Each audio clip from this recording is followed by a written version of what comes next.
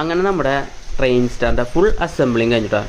ഞാനിത് just video എടുക്കാൻ വേണ്ടി വിങ് അതിൻ്റെ മുകളിൽ വെച്ചിട്ടുള്ള സ്ക്രൂ ഒന്നും ചെയ്തിട്ടില്ല കേട്ടോ. അത് കറക്റ്റ് ചെയ്ത് സ്ക്രൂ ഒക്കെ ചെയ്യണം. പിന്നെ ഈ പ്ലെയിൻ നമ്മുടെ പ്ലെയിൻ അല്ല, നമുക്ക് അസംബിൾ ചെയ്യാൻ കിട്ടിയ പ്ലെയിനാണ് കേട്ടോ. അത് നമ്മൾ കൊടുക്കും കുറച്ച് കഴിഞ്ഞാൽ. സംഭവം വീഡിയോ എടുക്കുന്നതിൻ്റെ ഇടയിൽ നല്ലൊരു മഴ വരുന്നുണ്ട് കേട്ടോ, ചാറി തുടങ്ങി. അപ്പോൾ ഞാൻ പ്ലെയിൻ ഇതൊക്കെ കൊണ്ട് ഇല്ലേക്കിട്ടെ. മഴ എന്ന് വെച്ചാൽ കാറ്റ് ഉണ്ടെങ്കിൽ കൊടുക്കുന്നുണ്ട്, ഇപ്പോൾ കാറ്റും മഴയാണ് വരുന്നത് കേട്ടോ.